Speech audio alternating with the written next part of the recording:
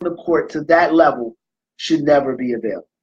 So if he is available, there's a reason for that. When you're talking about adding a Kawhi Leonard, you should be met with skepticism. You should be met with drug testing. Like, people should literally ask you, like, what? Kawhi Leonard ain't going to be available? What? You know? But it's not for some reason. And as I said, the Spurs know things that we don't know. The Spurs have information that we don't have. And the last thing you want to do, if you're Philadelphia, is get caught into a bad situation when you've got the future face of the NBA and Ben Simmons on you. He's already dealing with a medical issue in Joel Embiid. Is that a nice way to say it to my two producers in there? Joel Embiid's a medical issue.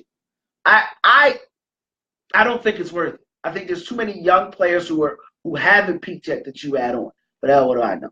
But what I do know is that the Sixers are headed to the second round of the playoffs without Kawhi Leonard. And do you really want to make that move? Do you really want to add that noose or that albatross to a roster that's already – because Kawhi doesn't come in trying to catch up.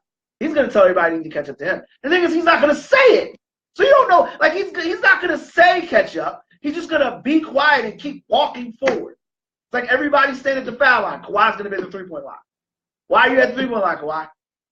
Nothing. You'll get nothing back. The Sixers will be doing suicide. Kawhi will be working on left-hand layups. Like, he marches to his own drum. And that's not a bad thing when you're in San Antonio. But when you're in Philly, when they complain about, shout out my man Ty Johnson, who complained about Ben Simmons riding around with the top down on his car, we see everything. Philly has long been a small town masquerading as a big city. So do you really bring that in? I don't know. But let's focus on here and now. Let's talk Sixers and blank. So everybody feels like the Sixers, the feeling, and not just in the city, but throughout the NBA circles, and people I interact with and talk to throughout the NBA, they think the Sixers are headed to an epic run. The Sixers are going. Here they come. Trust the process. God, it hurts every time I say that. And I don't see it. I don't feel it that way. Initially, I thought the Sixers would want to avoid several teams in the playoffs. I said they would lose to Indiana. I said they would lose to a couple other teams. Then, when the matchups came out, I sat down and looked at the teams that they had in front of them, which is Miami Heat. Figured they could win that series. Said they would roll. They rolled. I want to go on the record right now.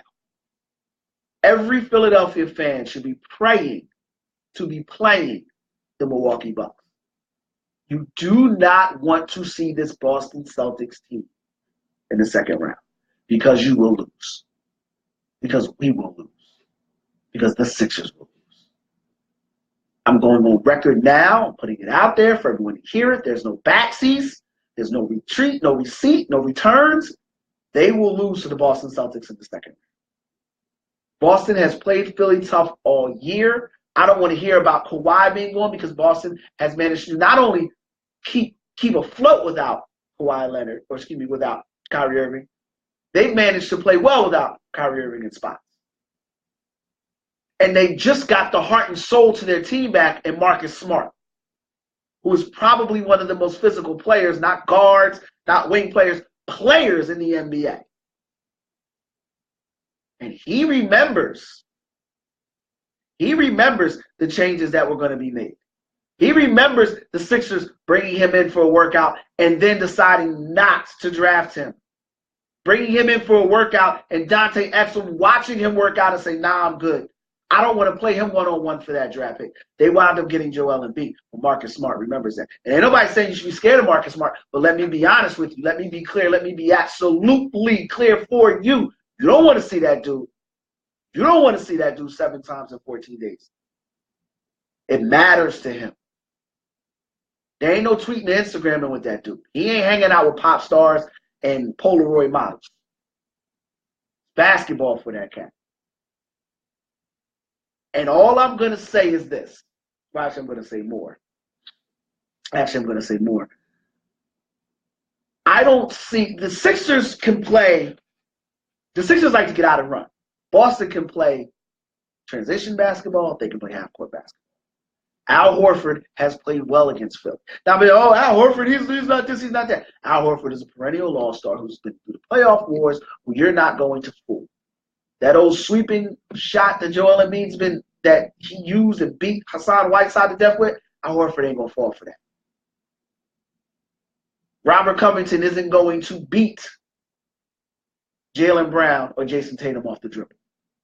J.J. Redick isn't going to give Marcus Smart 30 points. I think J.J. Redick is still open right now. I think if you were to go to J.J. Redick is still open for 3. Those mistakes aren't going to happen. Boston is well coached.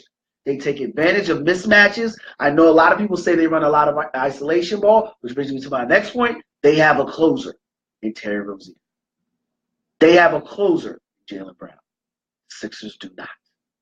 So if it's a close game, who are we looking for? If it's a close game, who's going to hit the game-winning shot for Philly? I love Ben Simmons. I think everyone knows here I love Ben Simmons. I don't trust him yet in that series. Not in that series. Next year, yes. Next year, that 10-foot pull-up will be water. This year, so if you're a Sixers fan, right now, you need to be praying to be playing the Milwaukee Bucks because we'll mock the floor with Milwaukee. Milwaukee will probably win a game because the Sixers will sit somebody. But all in all, it won't even be a series.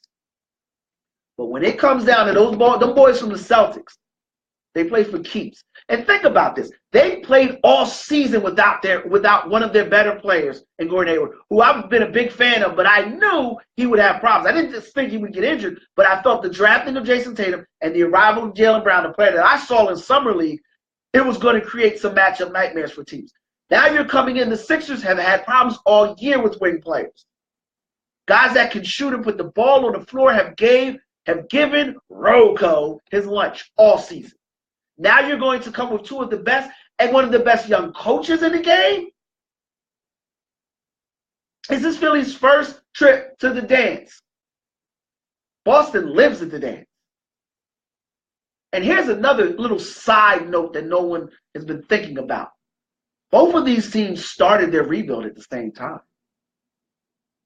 Both of these teams hired their new coaches at the same time. Boston went with Brad Stevens. Sixers went with Brett Brown. The Sixers did the much publicized stink, suck forever. I'm not going to say that phrase. It literally makes my nipples hurt. Literally makes my knees burn. But you know what I'm talking about. But Boston decided to do it the conventional way. They scouted players. Get out of here. They made good trades. What? And the final piece of the puzzle was that guy, Markelle Fultz. Now, how good is that going to feel watching Jason Tatum light it up? And let's say he only averages 15 points. But let's say he has one good fourth quarter. And Markelle Fultz was on the bench. So if you're a Sixers fan, you got to stay clear of the Boston Celtics. Get on your knees, pray for money, and pray to see the Milwaukee Bucks and the Greek Freak in the second round. Now, we're going to take a quick break, come back. We're going to talk Darius Jice. My man Reggie Chapman is joining me.